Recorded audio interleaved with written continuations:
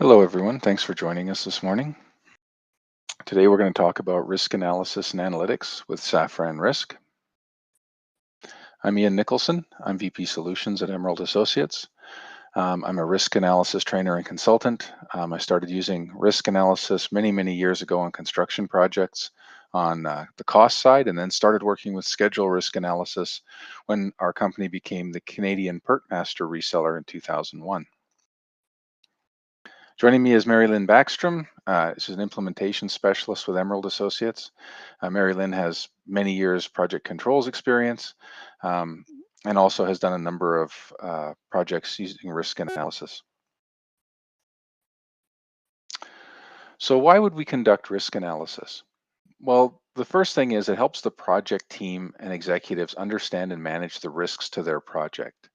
It gets the project team discussing the challenges of the project, gets the project team focused on the right issues. When we're talking about schedule, we're talking about near critical paths that can come back and haunt us. On the cost side, we're talking about cost line items that are not well understood and could blow the budget. Um, Risk analysis is a requirement of many companies' gate approval processes. And very importantly, when we do integrated cost and schedule risk analysis, it helps us to understand the dependencies between the cost and the schedule on our project. I'm in Alberta, and a few years ago there was a report done by the Construction Owners Association of Alberta. They do periodic construction reports on mega projects in our part of the world. And even back in 2009, they found that project risk assessment is shown to significantly reduce project cost growth. So ask yourself, do you build detailed CPM schedules? Do you develop detailed estimates? Well, of course you do. But still, the chances of completing our project on time and on budget are typically a lot less than what we would like them to be. So how can this be? Well, we do detailed CPM scheduling, but the problem is the data is entered as finite values rather than ranges of uncertainty. So we say this particular activity will take 4 days with 3 people working at $100 an hour. But the problem is those assumptions change over time. Maybe it's going to take 5 days, or maybe we need four or five people, or maybe now the rate is $125 an hour. And sometimes our assumptions just don't match reality, and this happens quite regularly when someone bases an estimate on a previous project that doesn't really line up with this one. The other thing that can happen is the project can change and does change, both in scope and in time. Sometimes the conditions on site change or the site itself changes. Now, all of these things um, basically make it very difficult for us. We also do detailed estimating. Well, is there a problem with that? Well, yeah, there is. So our estimators might be too optimistic or they might be too pessimistic. The bid process itself encourages them to be aggressive to get the work. Um, Sometimes estimators add their own contingency. We've all had management come along and say, okay, you got too much contingency. We're going to just take it away from you. So what people do is they hide contingency in various places in the project. Um, Estimates are built on historical experience, which, just like our scheduling issues, may not be valid anymore. And estimates may not scale to match the project. So we may have built a small pilot project and now we're scaling up the cost for our main production project. And sometimes it doesn't scale linearly, but we always assume that it will. Now, these items are all called deterministic. So what's the problem with that? Well, deterministic estimates don't take uncertainty into account. Uncertainties can build on one another to make the project very different from what was originally planned. There's uncertainty in everything we do. For me, it usually takes me about 20 minutes to drive to work. Um, However, over the last couple of years, it's changed significantly. It takes me less time to get to work now because there's less traffic on the road because people are working from home. But on the other hand, they've closed a couple of roads that I used to take to get to work, which has led me to have to drive through a couple of extra neighborhoods. So although I can say it takes about 20 minutes to get to work, I don't really know exactly how long it's going to take. It might be 15 minutes, it might be 30 minutes. So there's uncertainty just in getting to work. And yet we're going to go and predict that we can build some mega project we've never built before. for $3 billion, and we're going to do it in 24 months. So historically, there's been no easy way to model cost and estimate uncertainties um, with the schedule. So what's typically happened is people have done a cost risk analysis, and they've done a schedule risk analysis, and then they've struggled to see how the two relate to each other. But what we really need is one probabilistic cost and schedule risk model. Again, going back to the Construction Owners Association of Alberta, on average, Alberta-based mega projects experience a 19% cost growth and a 17% schedule growth. Now, we all kind of know that cost and schedule are related, but they tend to be fairly tightly related. But we do have a little bit of flexibility where we can trade off cost versus schedule without the project taking a big hit. And that's part of what we want to understand with our joint model is what are those dependencies. So we need to be able to model our schedules and costs more accurately. We need to be able to limit our financial exposure. We need reproducible results that we can take from one project to a next so we can do comparisons across projects. Um, we need improved likelihood for project success, and we need confidence in the results that we get. That will lead to buy-in from our team members. And once team members start to buy into the whole risk process, they see value in it, then we can start increasing the maturity of conducting those risk analysis. In order to be able to do all this, we need to store everything in a common database so we can always go back and look at different risk analysis and compare them. So solution that we think is a great fit for these things is Safran risk analysis. So it allows us to put ranges on estimates. It allows us to model risk events.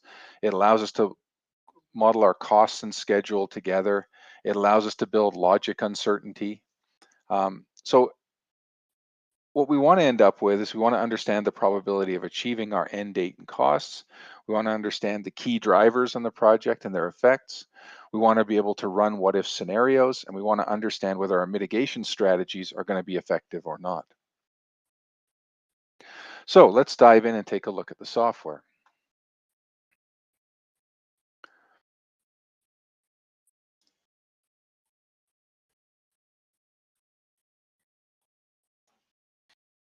Okay, so I'm sharing my screen. Everyone should be able to see it.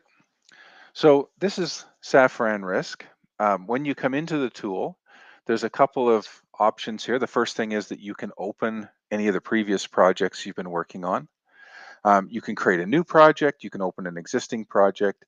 You can import a project, and that import can be a Microsoft project file, or it can be a P6 file, depending on what you're using. So you can open project or P6 files directly into Safran. Um, you also have some options here about what you see in the tabs at the top of the screen. Now, Safran tried to make the system easy to use by letting you navigate from left to right on these tabs across the top of the screen. So in this case, we've got a tab for global risks. So we can have a dictionary of global risks that we use across our projects. So this is like a global risk register.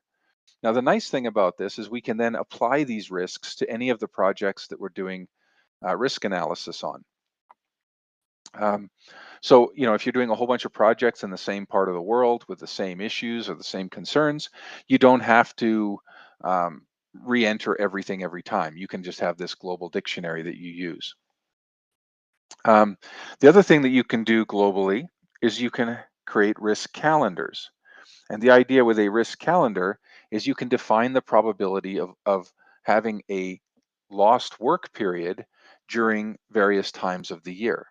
So in this case, we could have one due to um, loss of work due to winter weather.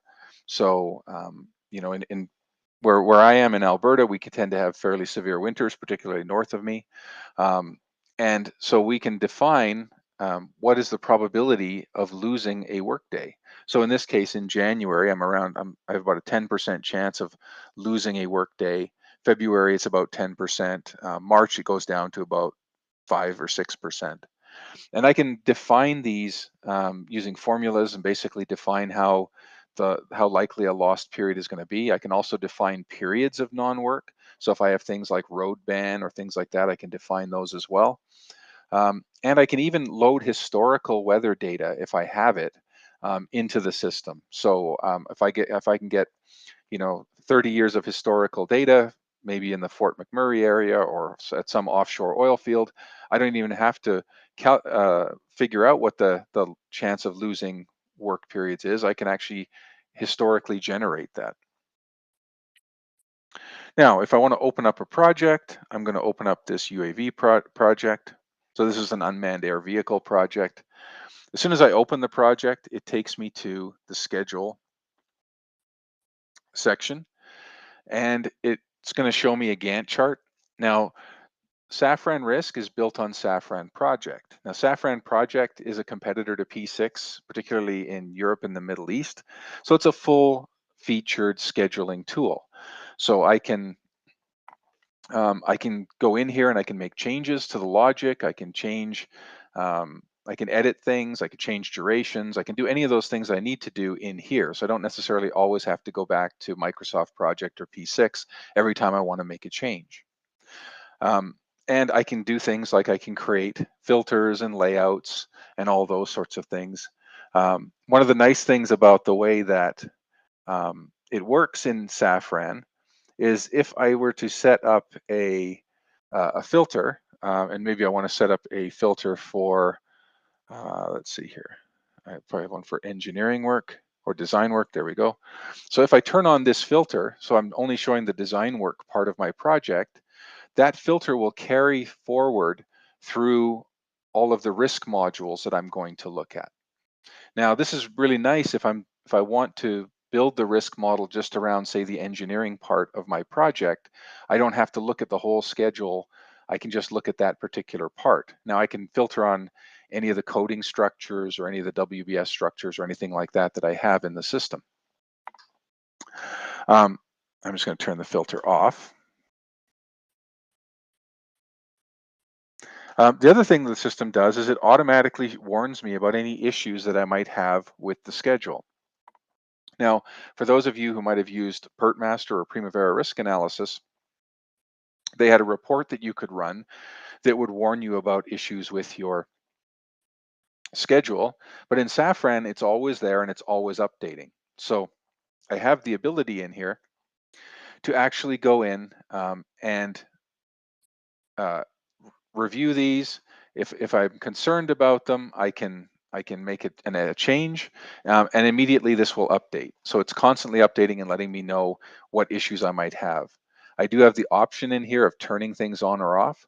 So maybe I don't really care too much about lags. I'm not too concerned about them, so I can turn off the lags, for example. I can tell it what predecessors or successors I want to check, all those sorts of things. So this is always available to you. If you want to go to a particular activity, I can actually right click on that and just say go to, and it will take me right to that activity so I can fix whatever the problem is that I want to deal with. So again, it's very easy this way to do your schedule reviews. Now, again, working left to right, the next tab I get to is my project risks tab. Now, the idea with the project risks is that I can put all of the risks on my project, whether they're cost risks or schedule risks, in one place. So this is like a big risk register that I'm going to keep track of all of the risks and uncertainties on my project. For those of you who may have used Primavera Risk Analysis, they used to have a risk register, but it was only for risk events. It wasn't for uncertainties. So what I can do here is I can go and define what my risk is. For example, in this case, there's a risk there's going to be an ash cloud that's going to prevent me from testing my UAV. So in this case, I can define the probability of occurrence. It's about 40%. I can say what the schedule impact is going to be. So if it happens, it's going to be somewhere between 0 and 30 days impact. I can also define a cost impact. In this case, there's a relative impact of 80, 100, 150% of my deterministic value. So my impacts can be absolute, in which case I define them in days or dollars, or they can be relative, which means they're a percentage of the original value. I can also define a pre-mitigated position for each risk, and I can define also a post-mitigated position for that risk. And if I define a post-mitigated position, I can change what those impacts look like. I can change the probability after I do my mitigation, and I can also record what my mitigation strategies are going to be to get from my pre-mitigated position to my post-mitigated position. So what I can do is I can say, okay, this mitigation strategy is going to cost me this much money and this much time. And then I can build that into my risk model as well. So this is very useful when I want to figure out if a mitigation strategy is worth doing or not worth doing. So, I can build these models and build these scenarios, look at my mitigation strategies and understand which strategies are worth doing and which are not worth doing. It's not worth spending $100,000 to save $75,000 on a risk. So in that case, I might look at it and say, you know what, this isn't worth doing. So I'll accept the risk and just deal with it as I go. Now, a risk can be schedule related or cost related or both. In this case, this one is both, but I might have another one down here where it is a schedule risk only. So I have the ability to define, is it schedule, is it cost, or is it both? The other thing that I can do here is I can also define existence for a particular activity or cost. So what I can do is I can say that there is a 10% chance that this activity or cost will not exist.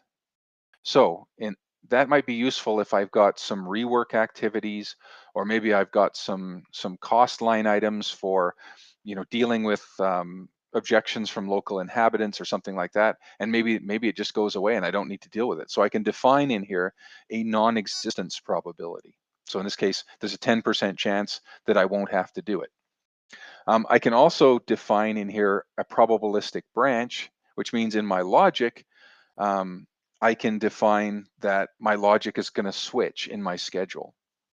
So this is useful if if I come up to a test point in my schedule and I'm going to either pass the test, or I'm going to conditionally pass the test, in which case I've got to do a small amount of rework, or I'm going to fail the test, in which case I have to do a large amount of rework.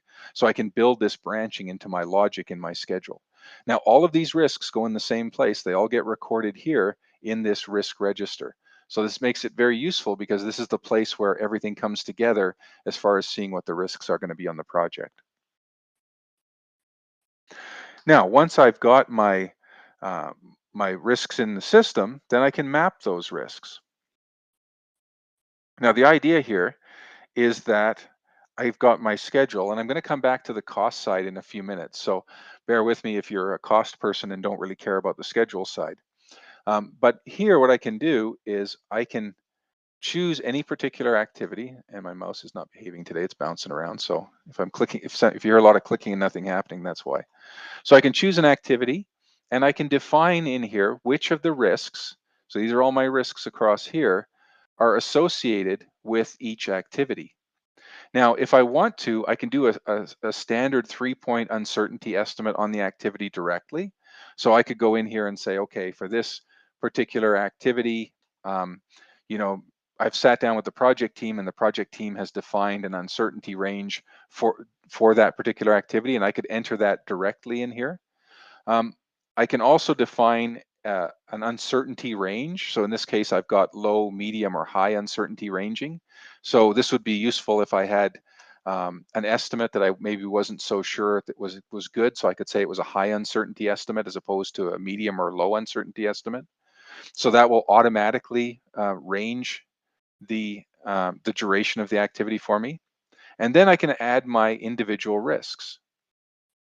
So I can add as one or as many risks as I want to this particular activity. So let's take a look at what that looks like. If I look at this particular activity, here's the risks that are associated with it. So I've got my contractor liquidation risk, my merger or acquisition risk.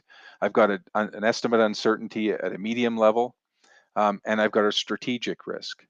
So these are all the ones that are currently turned on. It tells me what the impact is going to look like. And if there's a post-mitigated position, it will show me that as well. And if I click on the impact tab, it will show me, okay, here's what each of those risks looks like in terms of its distribution. And therefore, here's what your overall distribution shape looks like. So it actually takes the original activity, each of the distributions that I've added, calculates what that shape is going to look like. Now, this is a really useful preview feature because it allows me to look at this and say, does this make sense? Right? My deterministic duration for this particular activity was 50 days. My P100, or my longest possible duration that came out of this, was 153 days. My shortest was 37 days. Does that seem reasonable? Now, perhaps I chose a risk that was inappropriate, and now that's had a huge impact on this activity. So my 50-day activity is now turned into, 500 or 600 days. I'll see it here immediately and say, wait a minute, that doesn't look right. So it gives you that chance to sort of evaluate whether these make sense before you actually go and run the model and have to hunt down what's making your model act funny. So this is a very useful feature, and I use this a lot when I'm working with the tool. Now, um, once I've got all my mapping done and I'm happy with the way that the mapping looks, I can then go to my analyze section, and I'm going to come back to cost and correlations a little bit later. So we'll skip these two tabs. Normally you keep working left to right, but we're going to go straight to the analyze tab. So we've put our risks in the system. We've mapped the risks to our activities. Now what we can do is we can run the risk analysis. Now, there's a bunch of options here in running the risk analysis, which are really useful. The first one is that I can turn risks on or off just by clearing the checkbox. Okay, now this is really useful if I want to do some what if analysis and I want to eliminate some of the risks. I can just uncheck them and then rerun the model. The other thing I can do is, for a particular risk, I can run the model with the risk in the pre-mitigated position or in the post-mitigated position. So for those of you who might have worked with Primavera risk analysis, you could run one or the other, but all of the risks had to be run in the pre-mitigated position or the post-mitigated position. So here I can actually mix and match. So I can turn some off, I can put some in the post-mitigated position, I can leave some in the pre-mitigated position, which makes it very powerful when I want to actually do some what if analysis. Now, the other things I can do, I can set the number of iterations. These are pretty standard in all the risk tools. I can tell it I want to run Latin hypercube sampling or Monte Carlo analysis. I can include or exclude correlations. I can resource level. So if I have a leveled schedule, I need to resource level my risk model as well. So I can do that. And I can also tell the system I want to step through the analysis, which is what we're going to do, so we can see how it works. Finally, I can define focus activities and focus costs. And the idea here is, sometimes when I'm doing a risk analysis, I don't really care about the last activity in the schedule, which might be, a project complete. But what I really care about is, when am I turning this project over to the owner? So when do I do my transfer of care custody control, or TCCC, or whatever you call it, which is some intermediate milestone, because after that I've got demobilization activities and I've got cleanup activities and I've got a bunch of stuff that I don't really care about. So what I can do here is I can tell the system that I want to choose activities that I really care about. So maybe I care about the finish of the design phase, and maybe I really care about, let's see down here, we'll go down to the testing phase. So we'll go down to let's go down here to the last activity, which is test the camera. And then finally, we'll choose one more. We'll choose the final on-site testing. So we can choose these as focus activities, which allows us to quickly and easily get to those activities and run analysis around those activities. So I'll just leave those on. Similarly, we can do the same thing when we get to the costs. I'll talk about that in the cost section. If we have particular cost items that we really care about, we can focus on those as well. All right, so now I'm going to run the analysis, and the system takes me to the Gantt chart and does one iteration, then stops. And the idea here is that I can step through, and let's maybe collapse this a little bit.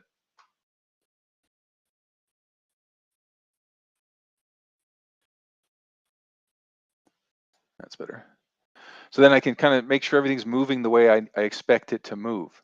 And the idea here is if you have a milestone that's got a constraint on it, or you've got some missing logic, or you've got, particularly if you've developed some probabilistic branching or some existence risks, you want to make sure that you're sampling that and that the schedule doesn't collapse on itself when your various branches of your logic change.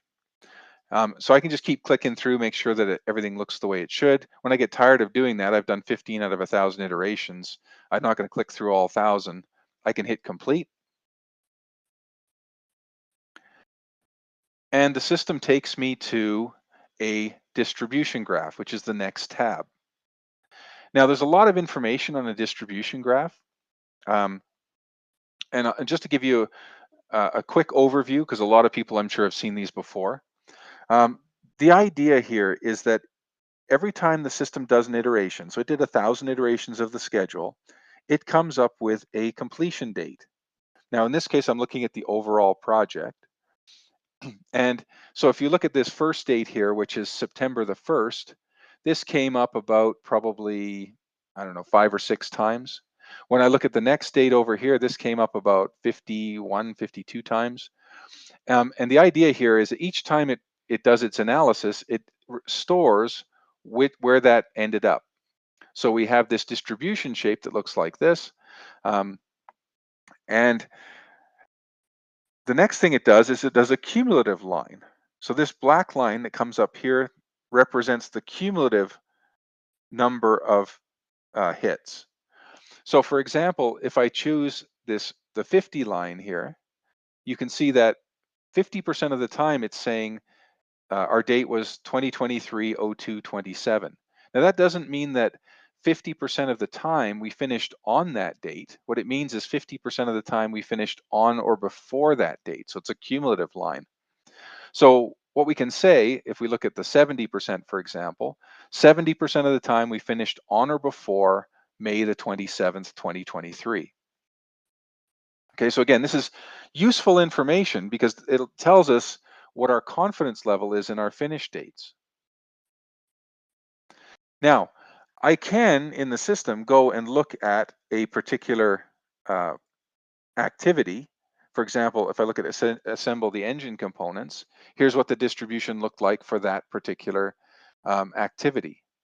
Now remember before, I also had my focus activities. So rather than drill through a very large schedule looking for an activity, I can just go to my focus activities and I can choose any of those focus activities that I care about. So there's my finalized design activity. Again, the P70 value is coming up on February the 25th. Now the system also will show you a shaded area here, which is basically saying, okay, there are 84 days between your deterministic result and your P70 selected confidence interval. So that's what the shading there represents. So it's saying you need 84 days of contingency to get from your deterministic value, which is down here, which was 6% likely, to get to your 70% likely, which is up here. Now, a couple of other things the system lets me do. It also lets me look at this from a data view perspective. So rather than look at this from an overall results, it will show me what happened in each iteration that the system ran. Now, what it tells me is on iteration number 1, for example, you can see the boxes that appear here under each risk show whether that risk fired or did not fire during that iteration. So I move over here a little bit. The dollar sign indicates whether the cost risk fired during that iteration. And they go from being a pale washed out color to being quite a dark color to depending on the impact. So if we look at the schedule boxes, they go from being dark green, which means there was a big positive impact on the schedule, to being kind of a faded out green, which means there was a small impact on a positive way on the schedule, to being a light red, to being a bright red as they become more and more negative. So we can see for each iteration what happened. Now, this is kind of useful if we sort this by duration and we can say, okay, the shortest duration that we had on our project was iteration 439, which was 37 days. Okay. So here's what happened um, in that particular. Actually, let's go. Let's look at the entire project rather than finalized design. It's a little easier to see here.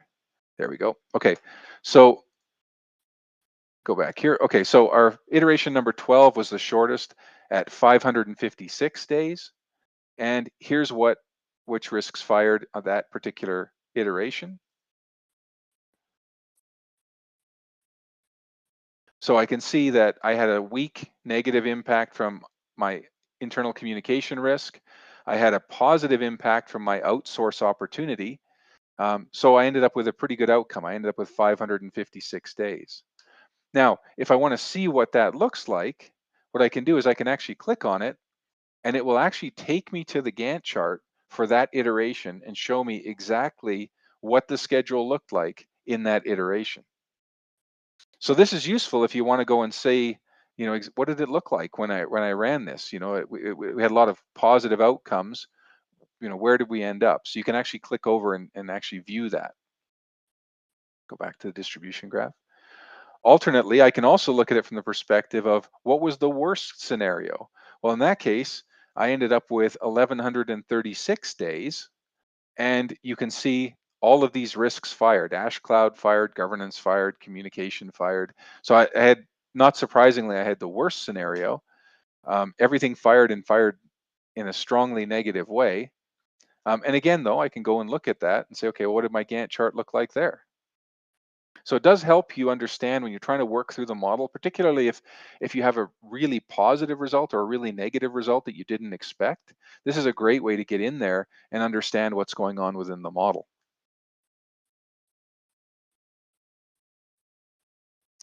All right, so let's go back to the graph. So the next thing that the tool will let you do is it will let you look at what's driving your overall schedule on this project. So in this case, um, because everything comes from the risk register, everything can be traced back to a risk in the risk register. So these are what we call tornado plots for obvious reasons if you kind of look at the shape of them. And the idea here is the things at the top of the tornado are having the biggest impact on our overall project. The things lower down are having a smaller impact. So from a risk perspective, we can see that ash cloud risk had the biggest impact on our overall project. When I go over here and look at it on an activity basis, which activities had the largest impact, I can see that it's test fuel and engine systems, test guidance, test cameras. So I've got a whole bunch of testing going on, which isn't surprising given that if I have an ash cloud, I can't do my testing. So again, you're kind of seeing that, you know, there's a correlation here between the ash cloud preventing us from doing testing and the results on the activities where we cannot test. So typically what we would do is we'd start at the top of the tornado. We'd say, okay, here's a big impact. Um, let's start working on that one. Let's see what we can do about the ash cloud risk. Maybe we move somewhere else. Maybe we just don't do testing in this location where there's a chance of a volcano throwing ash up in the air. It doesn't make a whole lot of sense. We'll go somewhere else. Now, when you look at this though, and you talk to the project team, and you say, okay, the correlation between the ash cloud and the overall project is 0.89. Inevitably, the project team says, what does that mean? What is 0.89? Tell me in days or dollars what this risk is costing me. Well, we can do that here by going to the next tab, which is our sensitivity analysis. And what we can do is we can ask the system to tell us at a particular value, so in this case at our P70 value, what is the impact that those risks are having in terms of days. And what the system does is it turns off the risk, runs the model, turns the risk back off, turns the risk back on, turns off the next risk, reruns the model, turns it back on, and it goes through all of your risks and just turns them off one at a time so it can get a clear picture of exactly how much impact there was from each of the risks.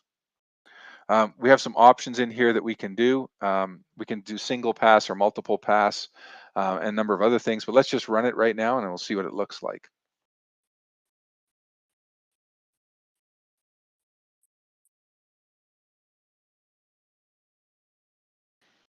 Okay, so it's gone through and done that. And by the way, one of my clients used to do this in Primavera risk analysis, and they did it manually. They basically would turn off a risk, run the model, store the result in Excel, run the next one. And they did this. They said it took them about a week to do this on a typical schedule that they were doing risk analysis on. In this case, you see, we've done it in a couple of minutes.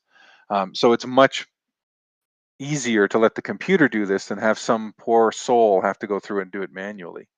But what the system is saying is, okay, the ash cloud is having an impact of about 109 days on our schedule. So in the previous tornado, we saw that strong correlation. But now we can say to the project team, okay, at the P70 confidence level, here's how much real impact this is having on our project. It's adding 100 days to our project. So this is very, very powerful. Okay, so now what I'm going to do is I'm going to step back and I'm going to go back to the cost module. So I mentioned before that one of the things that people struggle with was the idea of how do I build an integrated cost and schedule model? And there's various ways that people have done it in the past. The first thing that people would do was they tried building a resource loaded schedule and running that through a tool like Primavera Risk Analysis. The challenge with that was building a resource loaded schedule that has all the costs in the project on it is a lot of work, and it's very hard to maintain. So the cost model's changing all the time. Every time you want to do risk analysis, you basically got to rebuild this whole cost loaded schedule. You've got to create dummy activities just to put costs on them. It really is a tedious process, and it's very, very hard to maintain. So the next thing people did is they said, okay, we'll take the results of the schedule and we'll put them in the cost model. So we'll look at the durations of key activities and we'll put that into the cost model. Well, that works too, except that you're not really understanding the dynamics. As one changes, how does the other change? You're assuming that there's a fixed relationship between the schedule and the cost, and that's not always the case. Sometimes costs go up and schedule goes down. Sometimes both go up. Sometimes both go down. And you really want to understand the whole dynamics of that by having the costs linked to the schedule. So by just putting information into the cost model, you lose out some of that granularity that you would like to have. So what Safran did is they said, okay, um, let's try and get the benefit of putting it all in one place without the pain of having to build those cost loaded schedules. So what they did is they said, okay, we're going to make a cost module.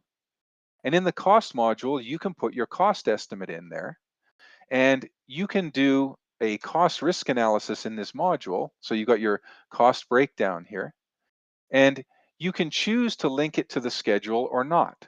So for those items that are schedule related, like labor costs and hotel costs and all those kind of things, you can link those to the schedule. For things that are not schedule related, like for example, your base material costs, you're going to buy them, there's a cost uncertainty on them, but it's not really schedule related. So with those, you can choose to not link them to the schedule. So you kind of get the benefit of both ways. So in this case, let me just turn off a couple of columns here while I walk through it. I'm just going to turn off the schedule connection for a moment.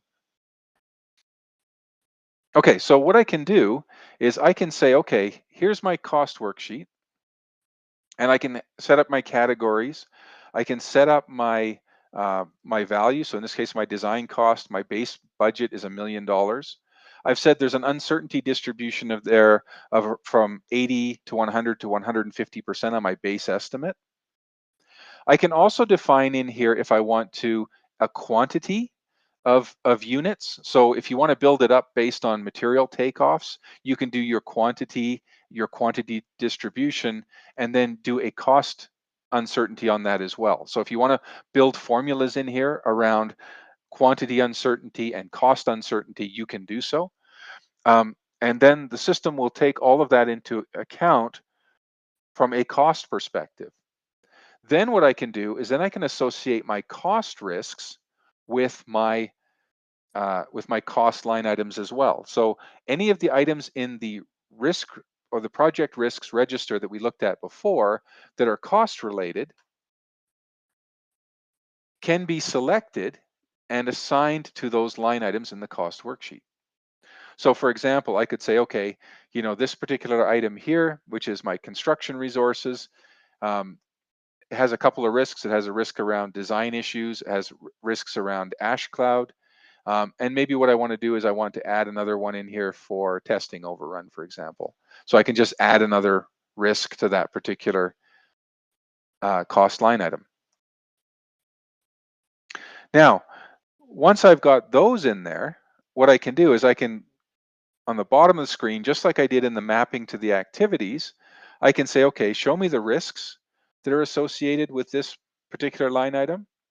Um, I, by the way, I can also define formulas in here as well. So if you want to put in some calculations around uncertainties around rates or uncertainties around quantities or uncertainties around duration calculations, you can actually build formulas in here as well. Let me show you an example here. I've got one for legal costs where I've defined a variable called legal costs, and I've linked it to an activity's duration in the schedule, and then I've built a formula in here. So again, you can build formulas in here as well if you want to. Let's go back up to our construction resources. Under the risks, again, just like we had on the activity section, here's the risks associated with our cost line item. And we can also look at it from an impact perspective. So same idea that we had with the schedule. Here's our base uncertainty range. Here's our design impact, our ash cloud impact, our testing overrun impact. So I can see each of these, and then I can see my overall outcome. So just like I did with the schedule, I can review this and say, does this make sense? I mean, my deterministic value on this is $470,000. My worst case scenario is $1.8 million, which is a big increase. And my lowest is around $122,000. So there's a lot of range on this thing. So, maybe I want to revisit some of these things and make sure that they actually make sense if I'm concerned about that range. Maybe it makes sense. Maybe I can say, yeah, with those risks on it, there's a lot of uncertainty here. It could potentially be that big a range. But again, it lets me take a look. It lets me understand what's likely to come up with these cost items. Now, finally, the last thing that I can do here is I can decide that some of these, I'll just turn some columns back on, that some of these are going to be linked to my activities. And, let's narrow this up a little bit. So what I can do here is I can take, for example, my construction resources, which is my $470,000 item, and I can say that I want to link it to an activity in my schedule. Now, I don't have to link it 100%. I can link it anything from 1 to 100%. So I might say, okay, 50% of this cost line item is related to this schedule activity. And 50% is not related to the schedule. So I have that flexibility in there. If I choose one that's actually got a lower number, here's one for on-site testing, for example, right? I've said 50% of this $310,000 is related to this activity. The other 50% is not schedule related. Now, I could also choose multiple activities. So I could say 50% is on one activity, 25% is on another activity, and 25% is not schedule related. So I have that ability as well. You can add it to as many activities as you want, as long as your total doesn't exceed 100%. You're good. Now, what the system will do is it will say, okay, you've told me that this $310,000 was 50% related to this activity. Then what it does the calculation and says, okay, it was a $310,000 activity or $310,000 line item. So $155,000 is fixed and $155,000 is variable. And the variable amount, then it says, okay, you linked it to this particular activity, which was a 40-day activity. That means there's a day rate of $3,800 or $3,900 per day. And then what's going to happen is when I do the risk analysis, it's going to take the original total. It's going to add any uncertainties or risks to change that total. Then it's going to redo this calculation of the fixed and variable costs. And the variable cost is then going to change with the duration of the activity. So if the activity goes long, the cost is going to go up. If the activity goes short, the cost is going to go down. Okay, so there's a lot of moving parts here, right? You've got your base value, you've got your quantity uncertainty, you've got your cost uncertainty, you've got your risks, you've got your durations. All of those things are being built into this cost model that's going to run. So if I go back to the Analyze tab, now what I'm going to do is I'm going to say run the analysis. I'm still going to do the step through. And this time, instead of looking at the Gantt, I'm going to go to the cost module. And if I scroll over to the far right, there's an iteration value column that appears. And the iteration value column just tells me where I'm at in each iteration. So in this iteration here, I'm at 12.6 million. Next iteration takes me to 12.9, 13.2, 13.4, 11.6. So you can see that all of those things are being taken into account, and it's recalculating my overall costs. Just like before, when I'm happy, I can hit complete. It takes me to the distribution graph. Oh, not sure what that's for. And I'm going to go to the cost tab. Oh, didn't like that. So let me start this up again. Whatever happened caused it to shut down.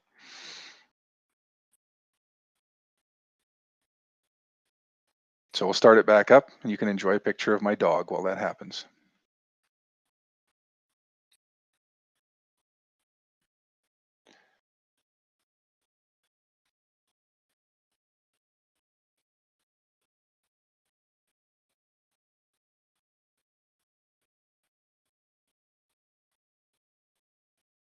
All right, let's open that again.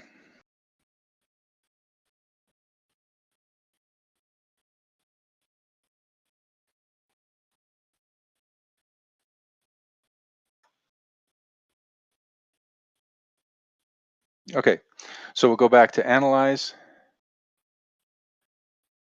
and this time I'll skip the step through and just run the analysis.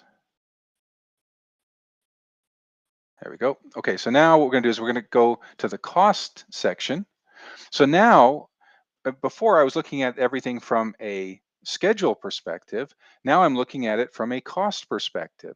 So here's my cost range. Again, my deterministic cost was about $10 million, actually slightly under $9.4 million. My P70 value is coming in at 15, oh, sorry, $9 million. My P70 is coming in at $15 million. So that's a big range, as you can see. And I can drill in here into my cost items, and I can look at any particular cost item that I care about. I can look at my focus costs, just like I could with my focus activities. And I can see exactly where I'm going to end up on a cost basis. Now, all the other tabs after this work the same way. So I can go to the drivers tab, and instead of looking at the drivers on a schedule basis, I can look at the drivers on a cost basis. So here's the biggest item the two biggest items that's hitting my cost is my parts supply risk and my governance risk. And now, again, I can go to my sensitivity analysis. I can calculate the impacts again.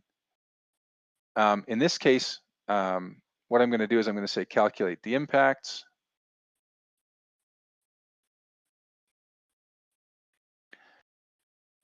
I go to the cost section, and it tells me, okay, so your general cost uncertainty, which is just all those uncertainty ranging that you put in there, is having a fairly large impact, followed by your governance, your design changes. So at P70, again, I can see exactly how much I can save on each of my risks or just my general uncertainties.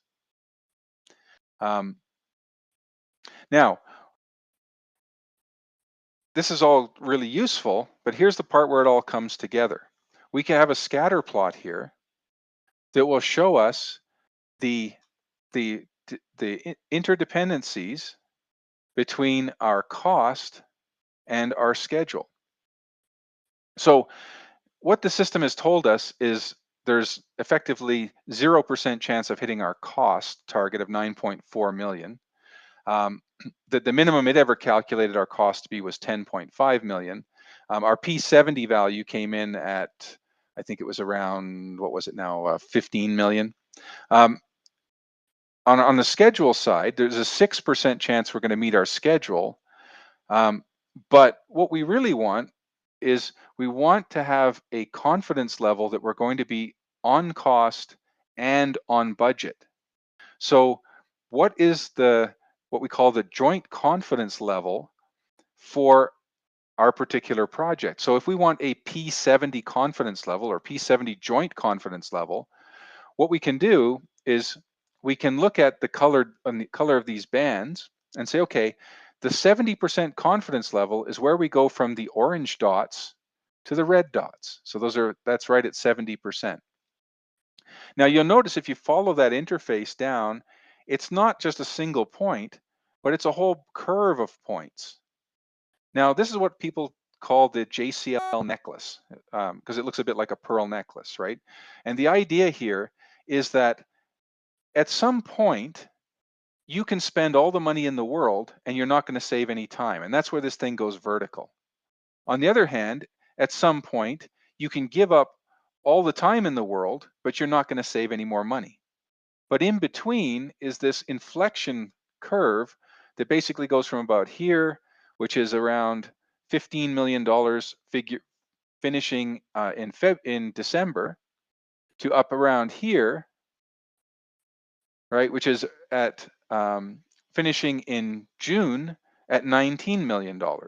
So in that range is where the project team can trade off cost versus schedule. Again, at some point it goes vertical or horizontal and you're not saving anything by giving up the other. But in between, there's this curve of P70 values. So if the most important thing to your project team is schedule, then what you can do is say, okay, we can save some schedule by spending a bit more money.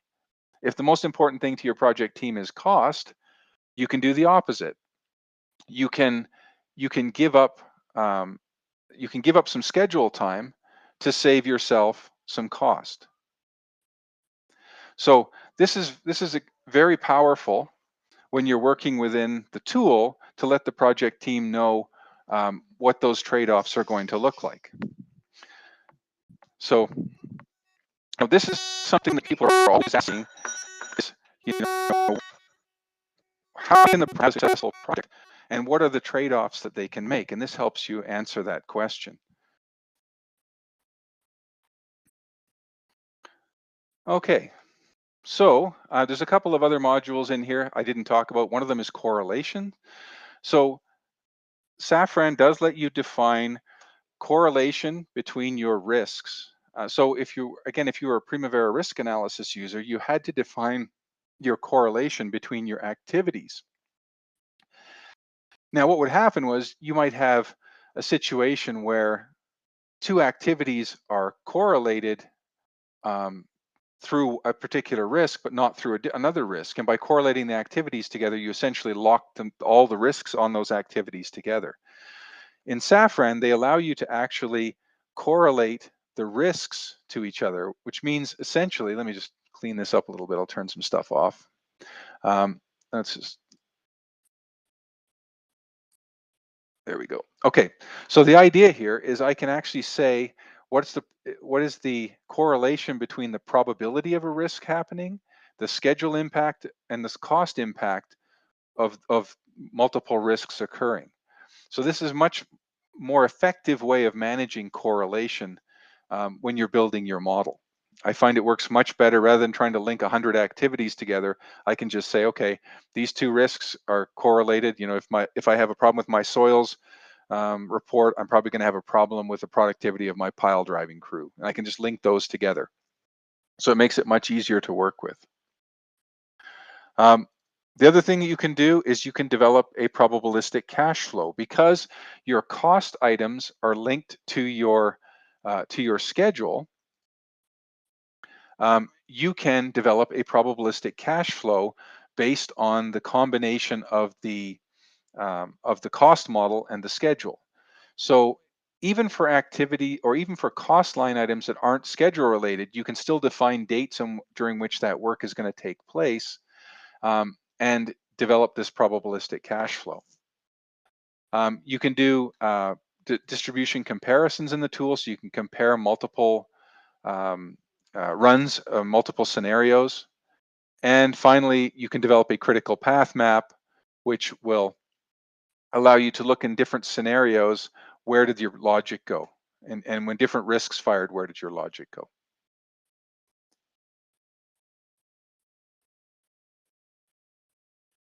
Okay, so I'm going to move back to my presentation here.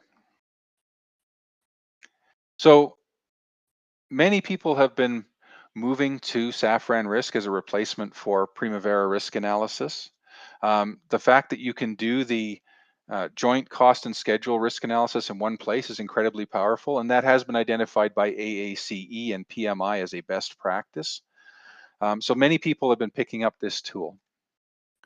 Um, at this point, I'd like to open it up to any questions that anyone may have. You can put the questions in the questions section of the in the presentation module, or you can put it in the chat section as well. And while I'm while I'm waiting to see if anyone's going to have any questions, I'll put up our contact information so that you can see or you can get our contact information if you want to reach out to us if you have any more detailed questions you'd like to ask or if you'd like more information about the software.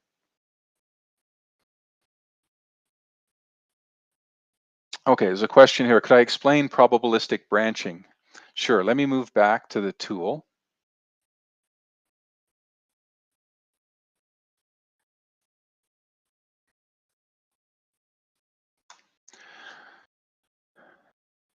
So if I go to my um,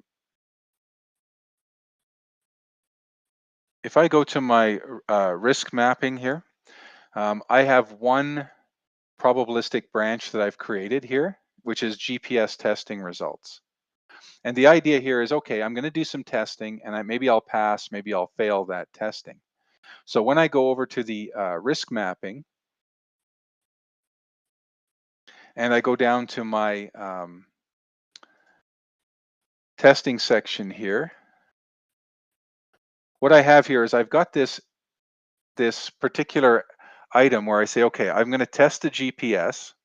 And then when I test it, there's going to be one of three outcomes. I'm going to either have to I'm going to pass the test. So all I have to do is document the results. Maybe I'm going to have a conditional pass where I've got to do some tweaking. And I've got a complete fail where I'm going to have to do a complete rework. So the idea here is if I start with my test activity and I go to my probabilistic branch tab, what I can do then is I can say, okay, here's the successors, and I can define the probability of each of those successors occurring. So the idea here is that I'm doing my test. There's a 50% chance I'll have a complete pass, a 30% chance I'll have a conditional pass, and a 20% chance I'll have a complete fail. And I'll have to go and do a rework. And each of these will have a different duration and therefore would have an impact on the overall outcome of the project.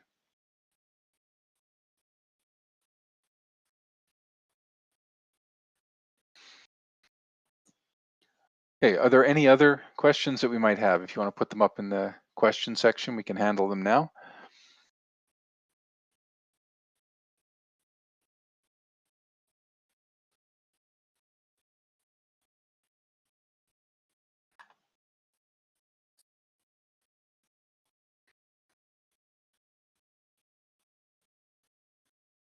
Okay, well, if anyone does have any questions that they would like to, oh, there's one question just popped up. Can you give more details about the critical path map? Yeah, sure. Let me go back to that again. So the idea with the critical path map is that the system will look at when we're running the analysis, where did I end up on my various critical paths? So the idea here is that 34% of the time, and I'll just turn these off so we can kind of look at them individually. 34% of the time, here's where my critical path went. And this is basically what it looked like in terms of the overall duration. So, if I've got a lot of branching or I've got a lot of existence risk, my critical path is going to change. So 34% of the time, here's what it looked like, and it shows me the activities that were in that critical path. And it also shows which other critical paths they were part of. Then perhaps I want to say, okay, well, let's look at what happened in path number two. So it's laying path number two on top of path number one. And the idea here is that you can evaluate what happened in each of the critical paths as there was multiple. So when we get down to these ones down here, The get down to like path number 11, which only happened 1% of the time. It only happened in these iterations here. So there's like 6 out of 1,000 iterations. Here's what the duration looked like when the critical path went this way. So again, it's very useful if you have a lot of conditional branching or a lot of existence, to help you understand where the logic went in each of those scenarios. What you might find is that when it goes through a particular critical path, you end up with a very long duration, which is also very useful to see, because then you can kind of get an idea of, okay, when it went through this particular path, we ended up with a very long or very short duration. Okay, again, it's not super useful on this particular schedule because it's a fairly simple schedule, but as you get into much more complicated schedules, it's actually quite a useful tool to understand what's going on.